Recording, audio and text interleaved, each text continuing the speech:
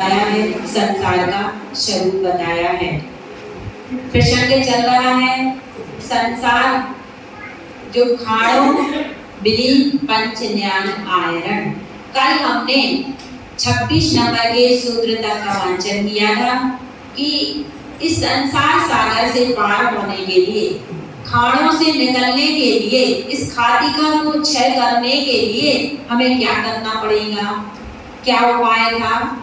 पंच ज्ञान आयरन, मतलब अपने ज्ञान स्वभाव में आचरण करना।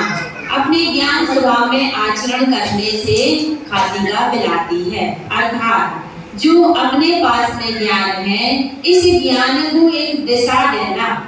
ज्ञान सही दिशा में काम करेगा तो अपना काम बन जाएगा, और यही ज्ञान विपरीत दिशा में काम करता है तो संसार बढ़ता है। जैसा कारण होता है वैसा ही कार्य होता है।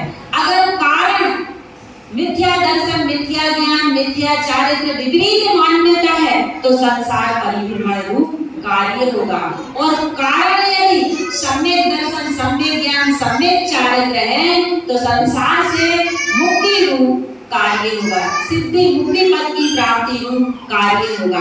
क्योंकि जैसा कारण होता है वैसा ही कार्य होता है।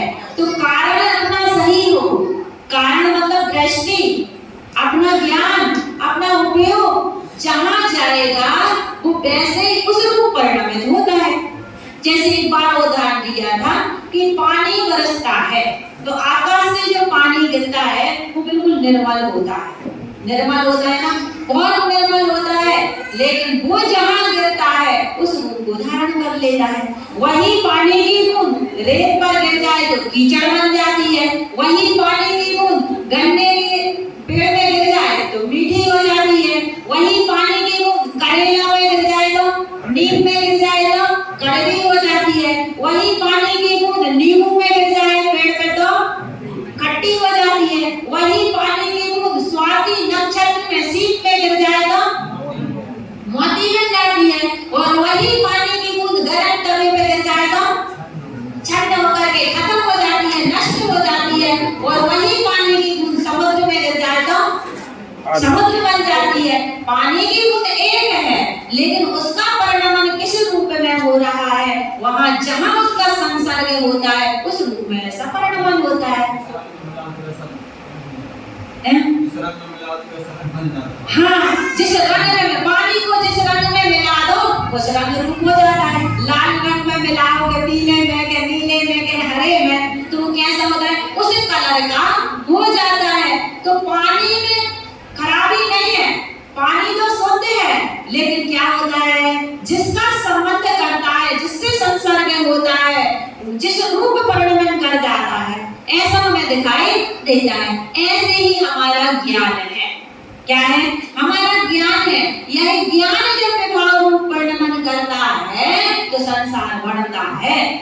यह ज्ञान जब विकारी प्रवृत्तियों से जुड़ता है, पाप से कसाई से जुड़ता है तो क्या होता है, यह संसार परिभ्रमण चलता है, इसका अंत नहीं आता। और वास्तव में देखा जाए तो ज्ञान तो शुद्ध ही रहता है, ज्ञान कभी अशुद्ध होता नहीं है। कैसे नहीं होता? ज्ञान अशुद्ध नहीं होता है क्योंकि वो जैसे पानी है, बाष्पीकरण होकर के निकल जाए तो क्या होगा, कीचड़ सब में से शुद्ध होकर के निकल जाए, बाष्प बन करके निकल जाए तो वो तो शुद्ध का शुद्ध है। वो कभी अशुद्ध नहीं होता, संयोग के कारण अशुद्धता दिखाई देती है लेकिन अशुद्ध नहीं है। कैसे अशुद्ध नहीं है अपना ज्ञान? जैसे ज्ञान का पर पदार्थों से ज्ञेय संबंध है, तादात्म्य संबंध नहीं है।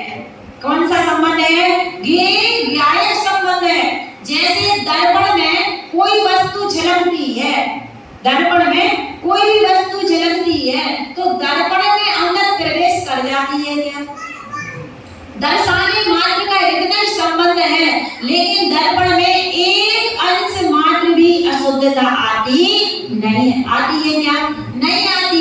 वैसे ही ज्ञान सब पदार्थों को जानता है, लेकिन ज्ञान में कहीं अशुद्धता आती नहीं है। फिर अशुद्धता आती क्यों है?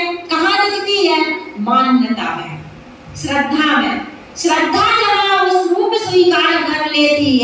तो हमको लगता है कि अपना ज्ञान भी अज्ञान रूप कहा जाता है, मिथ्या ज्ञान कहा जाता है, लेकिन ज्ञान मिथ्या ज्ञान या ज्ञान नहीं होता।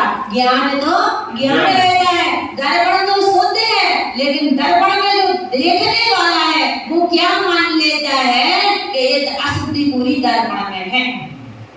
जैसे दर्पण सामने है, उसमें जो चीजें झलकी तो उसने क्या मान लिया कि अशुद्धि दर्पण में है, जबकि अशुद्धि दर्पण में नहीं है।